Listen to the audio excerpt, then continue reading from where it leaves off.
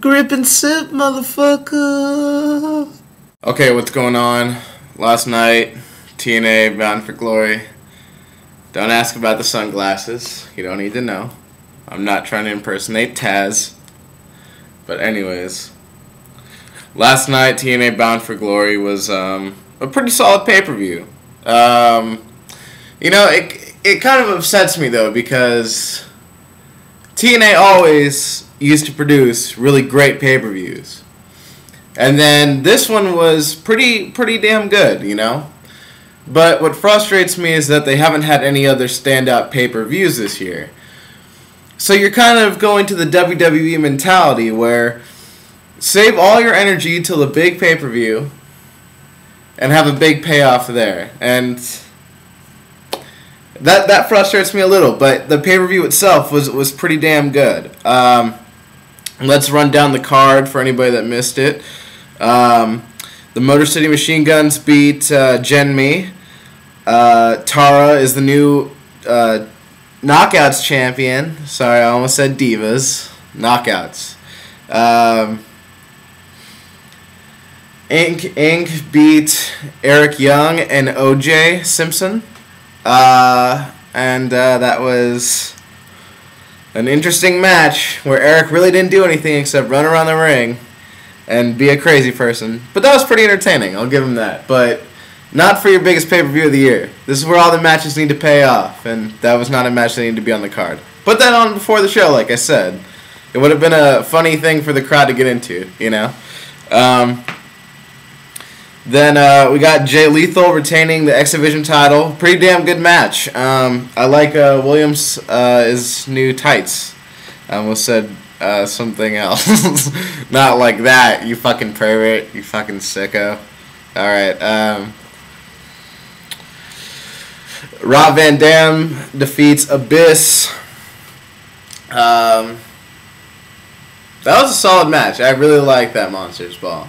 It was something different, you know. Usually in a Monsters Ball, they have guys like, trying to do like a big spot off the truss or whatever, you know. But this time it was really nice. It was choreographed well, and it was kind of cool actually seeing Janice be used for once, legitimately. And if anybody thinks that Rob Van Dam was actually bleeding backstage because of Janice, no. Sting, Kevin Nash, and the Pope go over Samoa Joe and Jeff Jarrett. Samoa Joe was in the match the whole time. Then he went to go tag out to Jarrett, and Jarrett dropped off the ring apron and just stared at him and walked in the backstage. And what did I say? Samoa Joe has no idea, right? He's a bystander in the whole matter. What did I fucking say, you know? I am the shit. Okay, no. But that was an interesting way to end it. And I was really surprised that Kevin Nash got the pin in that match. And for those of you guys who don't know, supposedly he's done with TNA on Tuesday, is what I'm told. But that was a bit surprising. I didn't think they would put Nash over like that. Then we had EV2 going over Fortune. What the hell, man? What the fucking hell, man? Like, this fucking pisses me off so fucking much. Okay.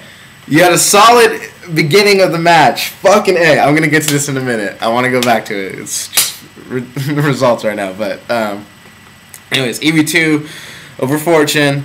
Then Jeff Hardy, the new WCW World Heavyweight Champion, goes over Kurt Angle and Mr. Anderson. With the help of Eric Bischoff and Hulk Hogan and Jeff Jarrett, not really, and Abyss, but not really. Okay, this is all I'm going to say, okay? EV2 did not need the win last night. Who did need the win was Fortune.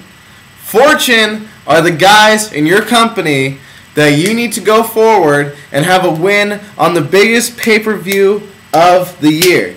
It doesn't make any sense to me why you would put EV2 over. If you wanted to put EV2 over at least one time in this whole feud, you should have had them win at No Surrender. And then Fortune wins it Bound for Glory.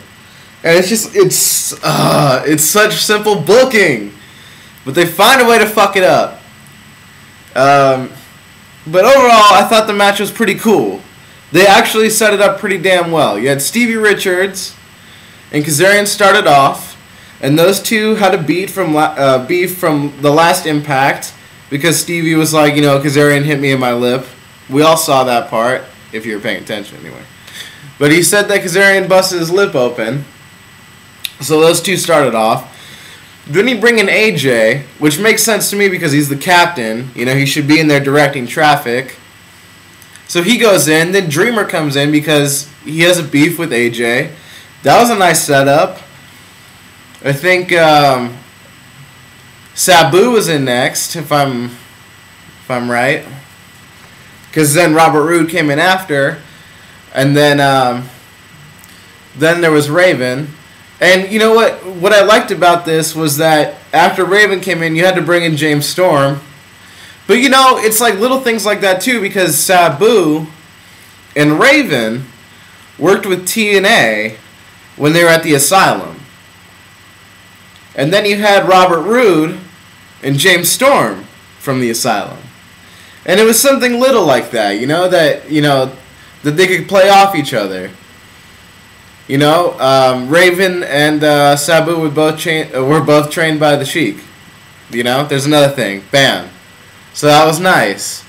And then you had Matt Morgan come in, because I would expect that. He's the big guy. He's supposed to, like, start causing destruction. So you bring him in last. Then they brought in Rhino, and that was a good decision, too, because, you know, Rhino should be the powerhouse, because he is. But that was all well and good. Then the cage came down. Matt Morgan tried to big boot the cage open, couldn't do it. So Stevie Richards threw James Storm into it, I think. Maybe Robert Roode. I don't know. Or maybe it was Kazarian. I can't remember. But then it's just like, and then it didn't go anywhere. Like, they use weapons. Okay, that's fine. I know that's the point of the match, but I didn't care anymore. It pissed me off.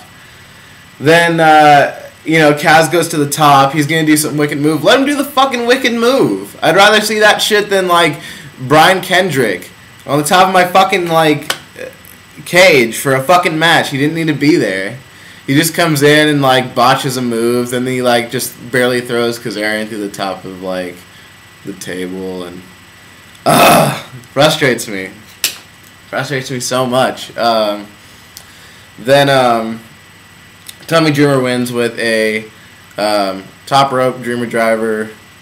Did I say that right? Sun Valley driver. Am I saying that right? Death Valley driver. Why I say Sun Valley driver? Sounds weird. But yeah, and he hit it on the chair to AJ, and that was cool. That was a nice way to end it. But Fortune still should have won. And then the main event, what pissed me off, you know what? I'm going to have to make a second video because I'm running out of time. So I will have a lengthy review there. And trust me, this isn't trying to be like Impact to reaction. I really just ran out of time.